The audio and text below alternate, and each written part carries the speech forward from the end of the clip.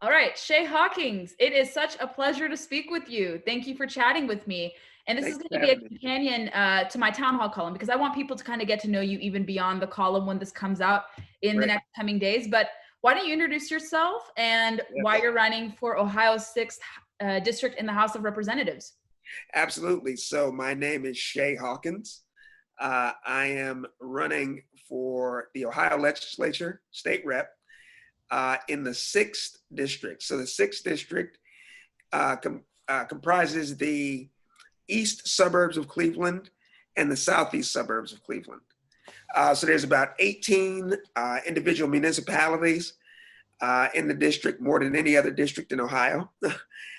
So lots of mayors, lots of city council folks, lots of important sort of local issues.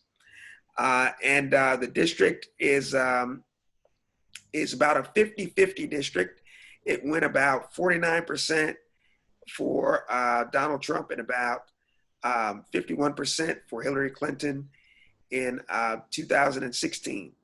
So I am running for this seat in order to help Ohio entrepreneurs create jobs. I always say it, I say it every day, but there are a lot of problems that can be solved with a good job. Mhm. Kind of problems that affect all of us. And I want to make sure that every Northeast Ohioan who has the ability to work has the opportunity to work. This area here in Ohio, um, in Ohio, our employment rate, and our job creation is currently lagging the rest of the country, and this was even pre-COVID. And the Cleveland area lags the rest of Ohio. So job creation is really critical up here, and it's even more critical now that we've seen this pandemic and the economic devastation that's been attendant to it. Mhm. So this area, this area has given me a whole lot over the years. When I was actually born, my mom was diagnosed with a specific type of cancer that would, when she was carrying me, would have prevented them simultaneously treating the cancer and simultaneously allowing her to bring me to term. So the doctors told my parents that they were going to have to choose. And so, my parents decided that they would choose me. And so my mom was in the hospital for the last 4 months of the pregnancy, bringing me to term. And at one point, um, the entire Cleveland area, churches all around the area were praying for my mom, praying for me. And a doctor named Dr. Shafron, who I'm actually named after, went to my dad and he said, I think I'm going to be able to save them both. And so Dr. Shafron, I was able to save my mom's life. They brought me out and I was 10 pounds and perfectly healthy. And, like I said, throughout that entire process, people who didn't even know me, some people who didn't even know my parents, were through word of mouth praying for me. And then 34 years later, when my car slipped off the highway in a snowstorm, fell 50 feet and hit a tree, completely shattering my upper spine. A lot of those same people, 34 years later, were once again praying for me that I would survive that and that I would recover for it. So they fixed my neck in Pennsylvania. They life flighted me back here to Metro Health Medical Center, which is one of 14 model spinal cord rehabilitation units in the country. Wow. And so I was blessed with some amazing doctors, some amazing therapists. When I initially got hurt, I couldn't use my arms, hands, anything, but got blessed, and they just gradually started putting me back together. So again, this area, has given me so much And the people have, always rallied around me. Like I said, a lot of times people who didn't even know me personally, Wow. but who were just connected to people who were connected to me. And so our primary problem here, both from what I observed, but then also from what I'm hearing as I go door to door, is that job creation and the need, for people to have the ability to work. And so I'm going to do everything I can to leverage my background and my experience both on Capitol Hill, but in finance before that, to really enable entrepreneurs and remove those barriers to entrepreneurs creating jobs. That is a very powerful story. I had no idea about your circumstance. I know you do a lot for disability advocacy, but I had no idea about your background. And I think people will respond to that very interestingly, just because it seems like you're very, confident. And it's amazing that through such a tribulation, you were able to overcome it and succeed in working Congress and finance. Could you talk more about your experience in working in the private sector and also for Senator Tim Scott? I think watchers, listeners, and people who read the column will be very interested to know about your background. It's very impressive. No, absolutely. So I worked in finance. I did my undergrad down at Ohio State. I went out to New York to work in finance. The company I was working for ended up paying for me to go back to business school at Columbia Business School. So I cheated on the Big Ten for 1 degree, got my MBA focused on finance and economics at Columbia, ultimately came back to Ohio to do my law degree at Ohio State again, so back to the Big Ten. And after law school, I did a 1.5 years of conservative grassroots organizing for a group called the LIBRE Initiative, which had the goal of communicating the principles of entrepreneurship, personal responsibility, and free enterprise in Ohio's Latino community. And in November, Congressman Jim Renacci, who was a congressman from the Cleveland area at the time, brought me out to be his tax fellow. And so I helped Congressman Renacci. I was part of a team of attorneys that helped Congressman Renacci develop his tax plan. And so we were developing and promoting his plan, which was a great plan, got it scored. And the goal was to get some elements of his plan into the final tax reform plan that was being developed. And so we were advancing his plan against the House blueprint, as they called it, and then the president's tax proposal. So when tax reform started to ramp up on the Senate side, Senator Tim Scott brought me over to handle his tax and trade portfolio. And so I handled tax and trade for Senator Scott. I served first as the majority staff director for the Senate Finance Subcommittee on economic growth and economic policy and economic growth. Fiscal responsibility and economic growth. My boss, Senator Scott, chaired that subcommittee. So I was the staff director.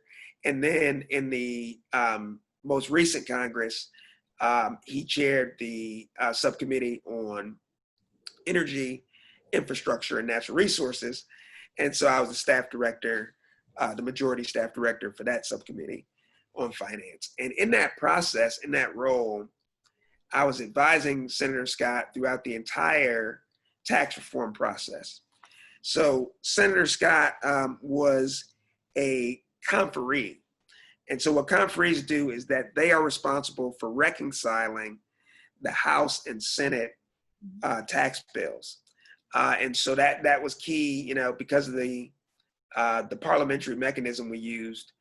We had folks, the head of the Budget Committee was involved as well, Senator Enzi, but some of the other conferees included Senator Thune, Senator Toomey from Pennsylvania, Senator Portman here from Ohio, and then obviously my boss, Senator Tim Scott. And so they really helped lead the process for the for the Senate side bill, and that allowed me to work on the drafting of significant portions of the Senate side bill. One of the key elements that I was able to draft was a top priority for my boss called opportunity zones. Mm-hmm. So opportunity zones allow for individuals or corporations with a capital gain. Let's say you have a property that raises in value, if you have stock that raises in value, to defer payment of the taxes on that capital gain, provided that you reinvest the capital gain in one of about 8,700 distressed neighborhoods across the 50 states, 5 territories, and the District of Columbia. And so it's a great policy. We drafted it based on a bipartisan bill that had been introduced that Senator Scott led with Senator Booker and then Pat Tiberi on the House side. It was a bill that was bipartisan, 88 co-sponsors on the House side, split bipartisan right down the middle. We had 16 co-sponsors on the Senate side, once again, split bipartisan right down the middle. And so I drafted that language from that bill into the tax reform bill. And then I was able to oversee the implementation process of the bill at the Treasury Department. And from the standpoint of congressional oversight. And so that was a great experience. The Finance Committee also has jurisdiction over trade. And so, the White House leads the negotiating process for renegotiating NAFTA, which wasn't the best deal for the US, and we needed a better deal. And the Finance Committee has jurisdiction over trade, so we were a key part of that process. And whereas tax reform had a lot of bipartisan elements in it, it was ultimately, a partisan bill in passage. NAFTA was a different situation and required a lot more buy-in. And so we were able to work on an agreement that ultimately got 89 votes in the Senate, to ratify it. And we were very pleased with that result. Both Ohio senators voted for it, which, getting Senator Portman and Senator Brown on the same page is quite a feet. So we were very proud of that process. And it really puts us in a better position and really puts, the US, Canada, and Mexico in a better position. But on terms that really work well for US workers and will create a lot of manufacturing and agricultural jobs, as well as service jobs here in Ohio. And so I was very proud of that. And, the tax bill was a $1.5 trillion bill. NAFTA is trillions in trade. And so my goal is to bring that experience of negotiating, within my party, but also across the aisle in good faith, but, leading on conservative principles. I want to bring that to bear on behalf of the citizens of the 6th District here. That's my goal. Yeah, and before you talk more about your platform, can you explain how you got inclined to Republican politics? Because I think people are still kind of, let's say, short-sighted on this, and they think that certain demographics traditionally and only inclined to Democrat policies, the Black vote, especially in this country. So talk about how you inclined to Republican politics and conservatism. I think people would be very curious to learn how that came to be for you. Sure. And if I were going to define what conservatism means for me, then I guess I would, and this is a very, call it a quick and dirty explanation, but I see it as support for the, for the traditional family, man, woman, and child as the primary human institution. This is the primary institution and the most important institution.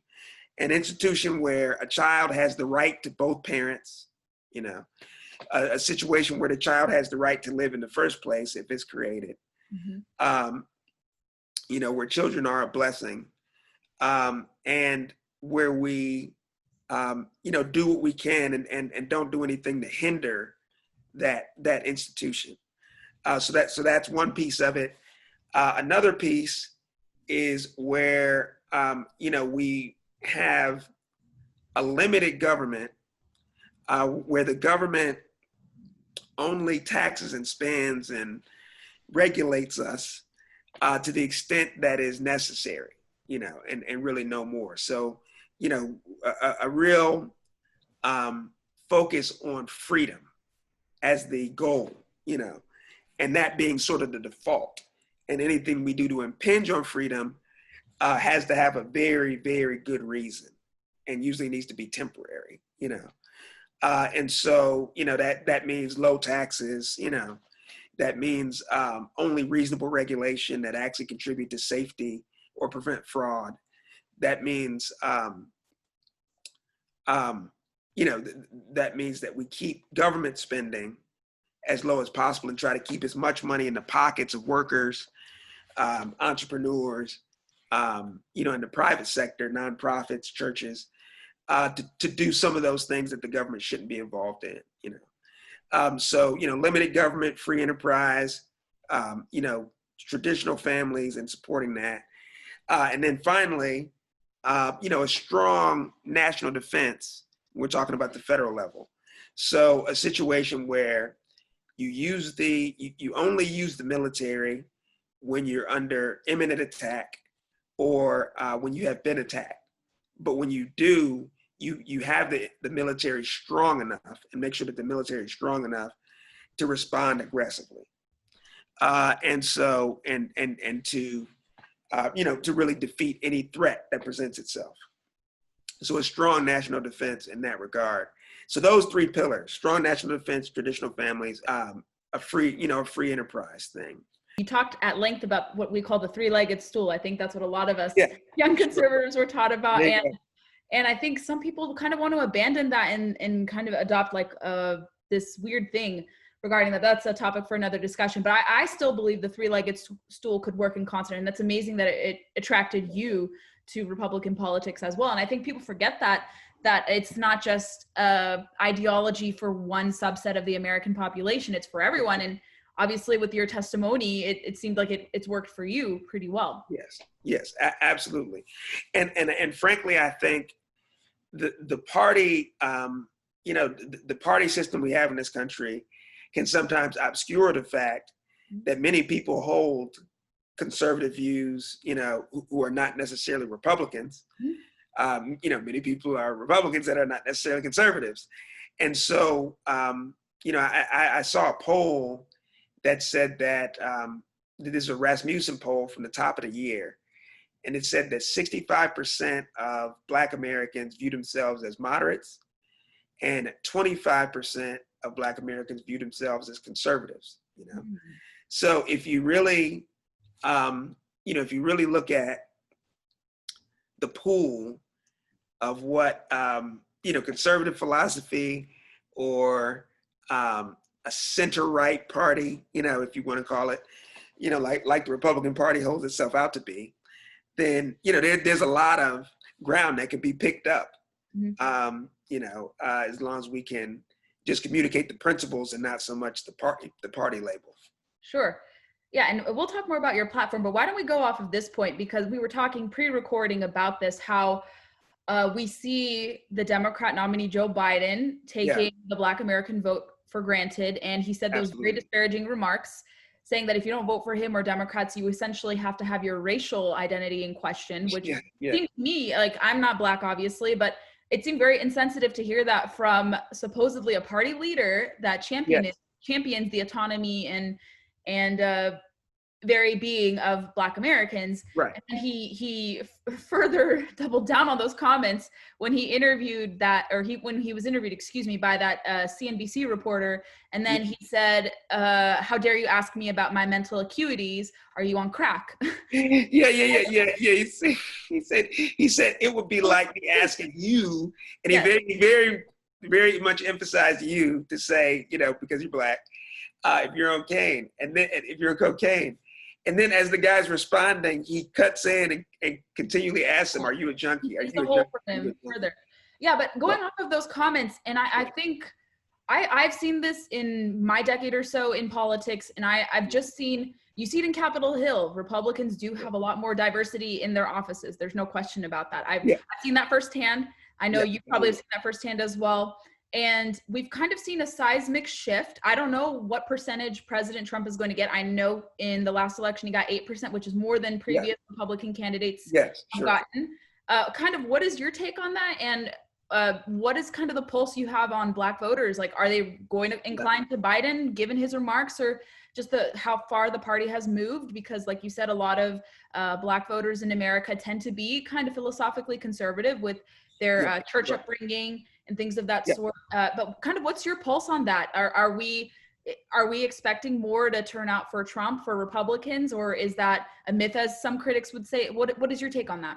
Yeah, so I think what's very interesting is Van Jones, the CNN commentator. I can remember the day after the last person dropped out. I think it was John Kasich, dropped out of the Republican nomination in 2016. He did a quick kind of video message. And I watched it, and I thought it was very insightful. He said, Democrats should not be celebrating that Donald Trump is a nominee. They said, people make a big deal of the fact that 70% of Black Americans disagree with Donald Trump views. He said, but that neglects the fact that 30% are open to his views. And if he just gets half of that 30% to vote for him, then we lose, And he said that Democrats need 92% of the Black vote in order to be successful, 92%. He said, if they don't get 92%, we lose. And he said, and Donald Trump is not going to be coming hat in hand with his head down, asking for the Black vote. Van Jones said, Donald Trump is going to go to Detroit. He's going to go to Cleveland. He's going to go to Atlanta. And he's going to aggressively ask for the Black vote. And he's going to say, what do you got to lose? And he's not going to care if he gets booed. He's not going to care if people throw things at him. He's not going to care. He's just going to ask and say, what do you have to lose? He's going to tell the truth. And so I thought it was very insightful of Van Jones, because that's exactly what happened. Trump went to the Clevelands and the Detroits and the and the Atlantas, and he asked, like I said, even when he got resistance. And so what that resulted in was, a higher vote than you had seen in the previous elections. Of course, President Obama was on the ballot in those times, but still. And more importantly, Hillary only got 80% of the Black vote. So there was a large portion of folks who did not vote for Hillary. And then there was another portion that actually voted for Trump. So I think, after an additional 4 years, where you have some policies that have really, really benefited the Black community and minority communities generally. So, you had a historically low unemployment rate, for minority communities. The lowest Black unemployment rate in history. You had things like opportunity zones that disproportionately, the areas that are designated are disproportionately Black or minority. You have things like very historic HBCU funding. So, things that have never happened before in that area are happening on the HBCU funding front. And then you had criminal justice reform, which was a bipartisan effort with a lot of nonpartisan groups involved. But what was acknowledged, what has been acknowledged, is that that could not have gotten across the line without President Trump bringing law enforcement on board, and then bringing, more conservative law and order focused conservatives on board. And so one interesting quote from Van Jones in that process, he was in the room when it was signed. And as I understand it, a pretty key part of the development of it, he said, if you continue in this vein, Mr. President, I will work with any Republican and against any Democrat to help you. And I thought that was a very interesting way to put it. And so I think that shows the potential for the Black community in a second term for the president. It's to say that the president is willing to listen, he's willing to, his doors open. And if we can demonstrate how a given policy will benefit our community in a concrete way, then the president will get on board. And that potential is there, and it'll actually happen. The previous administrations, that Joe Biden likes to associate himself with, they tried to do a lot of these things, but they didn't accomplish them. This president accomplishes them. And so it's something that has to be taken into account. There can always be more done, right? But there's a lot done that really disproportionately benefits the Black community. Beyond that, 99% of what the Black community wants is the same as the rest of America. So to the extent the president is good for the country overall, he's going to be good for the Black community. So Black folks want to be able to work, and earn money to support their families. Black folks who own businesses want their businesses to thrive and grow and to be able to, pay their workers. Black folks want to be able to worship in peace, and not have the government intervene in their religious worship and their religious expression. Black folks want the government, for the most part, to leave them alone. And when we have to interact with the government, be it through the justice system, through the police, whatever, then we want equality before the law, as the Constitution guarantees. And so, that's not anything that's different from what someone from Lithuania would want, or what someone, who's immigrated from Africa or Asia or Eastern Europe or South America would want. We all are on the same page on 99% of things. And so, folks will be focused on that, I think, going forward. And so I believe that the president could reasonably double his percentage of the Black vote. That 8%, it's critical how that breaks down. He got 13% of Black male voters. Okay. And then he got between 3 to 5% of Black female voters, right? And so that was 8. Yeah, exactly. And so that works out to your 8, 8 or 9. And so, the idea is, I believe he could double that percentage of Black male voters. And, you see a lot of writing about this and a lot of hand wringing over it, in terms of why, Black male voters are so attracted to the president. And I'm not a political analyst, but when you look at certain groups that have been have been traditionally left behind, politically and then in the economy, a lot of those folks are brought back into the economy and into the conversation, based on what the president's been doing and his approach.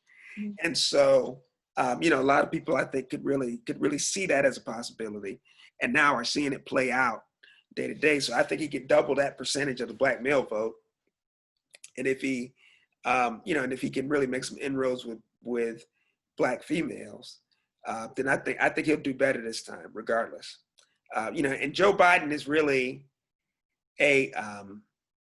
his contempt for the Black community and his taking their vote for granted is really laid bare in his constant gaffes on this issue. It's not a series of mistakes. It's honest feelings that are coming out. And so, people look at the fact that he was Barack Obama's vice president, right? And don't get me wrong, the fact that a white man was willing to take orders from a black man for 8 years straight is not lost on anybody, right? And so that matters to black people, you know. And so I'm not discounting it completely, but I will note that, and what I think people are seeing now is that Biden wasn't brought onto the ticket because he was a particular friend of black folks.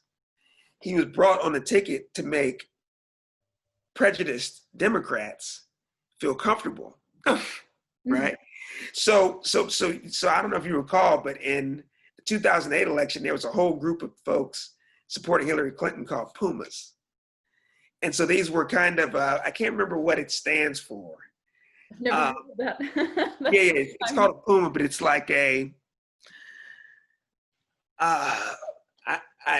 it's a specific type of, because they were proud. It was like a self moniker. Okay. But the point is, what it culminated in, I don't know if there's a video that circulated, and this woman saying, Hillary Clinton, you denied Hillary Clinton, and for what?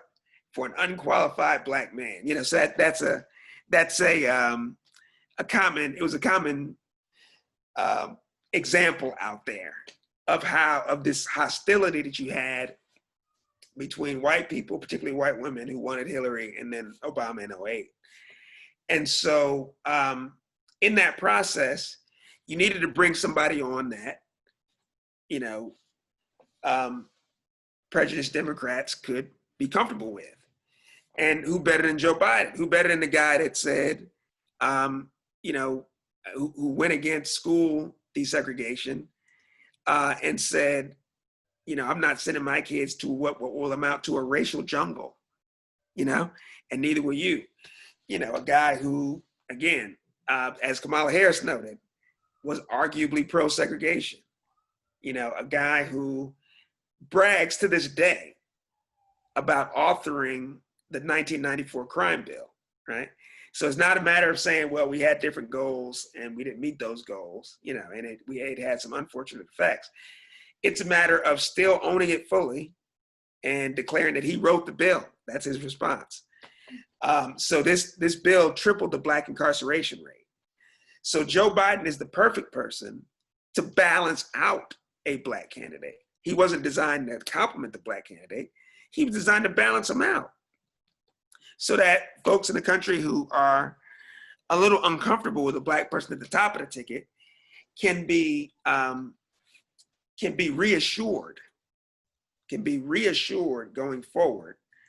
And so, I don't believe Joe Biden is a racist, meaning I don't believe that he believes that all black people are inferior to all white people. But I do believe that he does not respect black voters. I don't think he ever has. I don't think in Delaware he ever had to. And I think to an extent he was brought on because it's a balance. And so in any case, we see that come out. He said, "You ain't black." He said it in a kind of a black vernacular, to Charlemagne on his Breakfast Club show. And it really ruffled a lot of feathers, not just amongst the 1.5 million blacks who voted for Trump, but also, amongst blacks everywhere. So he got, you saw aggressive comments from the left, from folks like Nina Turner, who was a senator here in Ohio before she became a Bernie Sanders surrogate. She had some very aggressive things to say about it. Charlemagne himself did a series of interviews, on the cable news circuit to really slam Biden and say, hey, look, he's got to come with a black agenda as a result of this. But he just keeps going, he recently said that the black community had no diversity, and he was doing that while pandering to the Latino community. And so, those kinds of comments, ultimately it betrays, Joe Biden may not be in a position to do anything deliberately now, but it betrays, his subconscious and his frustration. He's thinking, you guys are supposed to vote for us. You guys are supposed to be for us. If you're not, there's something wrong with you. And I actually did an op-ed on this very topic. You know, but it betrays a disrespect, and it's a replacement for an actual agenda that helps improve Black people's lives. Mm-hmm. Whether it be something that helps the country generally and also helps Black people, or whether it be something that deals with, like I said, that 1% of issues that are really unique to the Black community. Mm-hmm. Either way, Joe Biden doesn't have it. The Democratic Party is not interested in developing it. And so if I go as a Black person and say, hey, Joe Biden, what do I get for 90% of us giving you our vote? You know, they're going to say, hey, Donald Trump is prejudiced. And the unfortunate thing is that they would say it about anyone. So if it were President Cruz, this whole narrative about prejudice would be exactly the same. They just put in it, they just copy paste a different name. You know, John Kasich was a racist before he went against the president. Now he's great. Now everybody embraces him. Mitt Romney was a racist before he went against the president. Now everybody embraces him, you know, on their side. But all of these people were getting the exact same labels.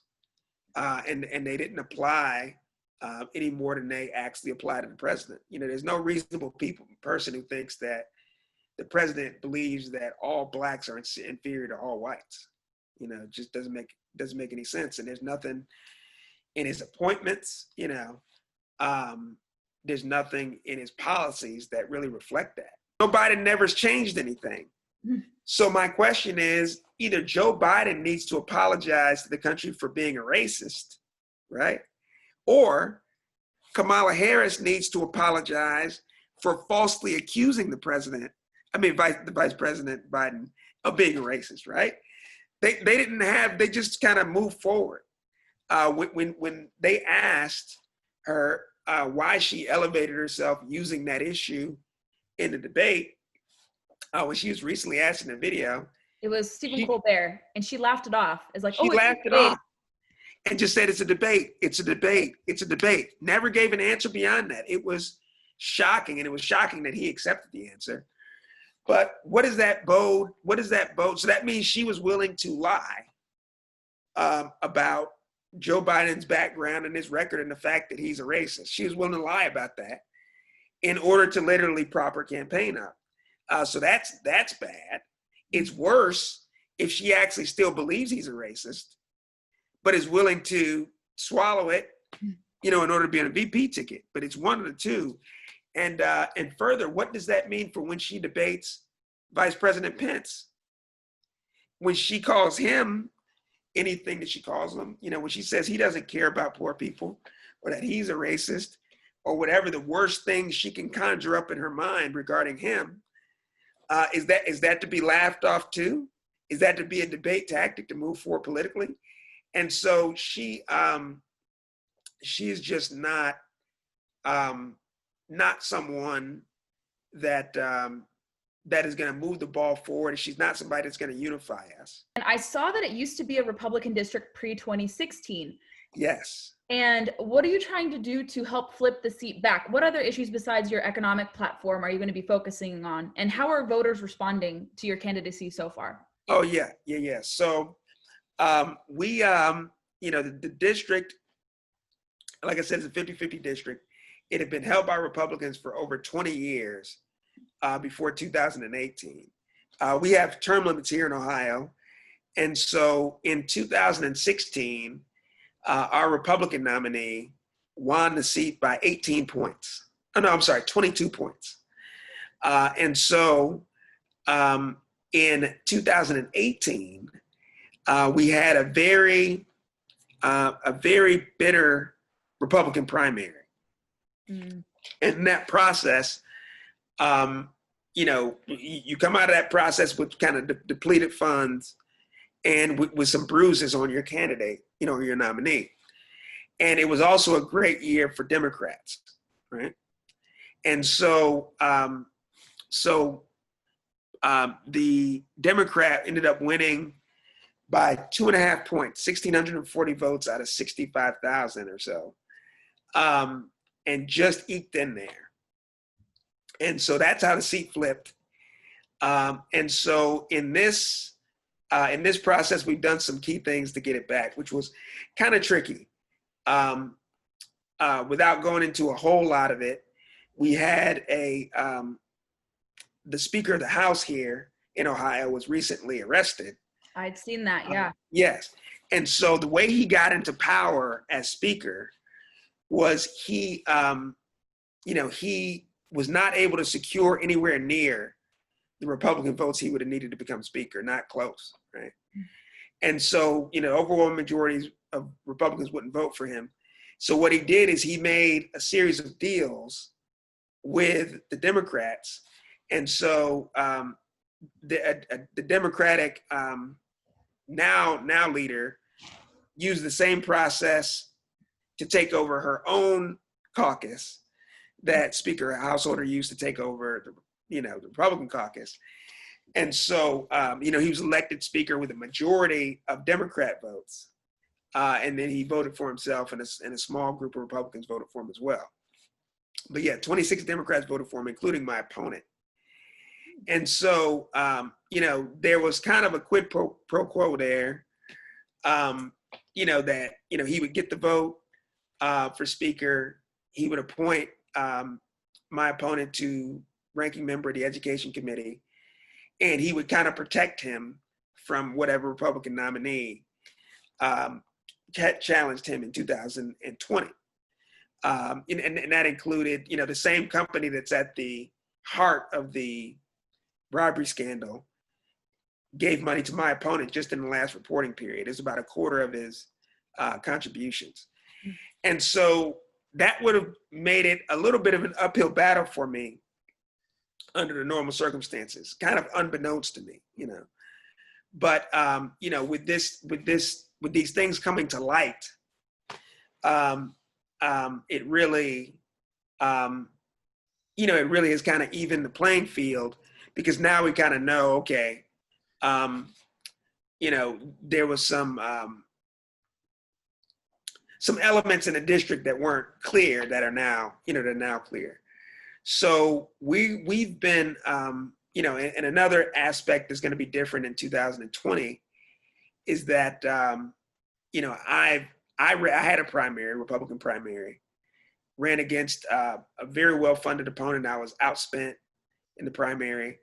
I actually, the opponent was a 30-year elected official in the district city council.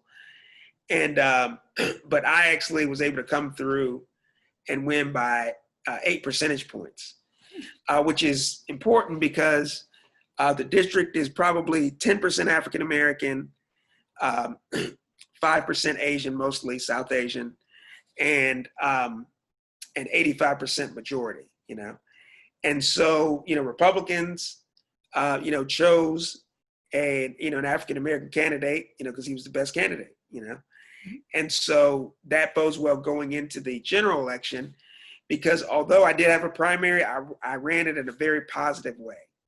I didn't talk about what was wrong with my opponent. I talked about what was right with me, And, I took a couple hits, from my opponent, but I, grit my teeth and kept moving. And so that's one element that's different. Another element that's going to be very helpful is having the president on the ballot.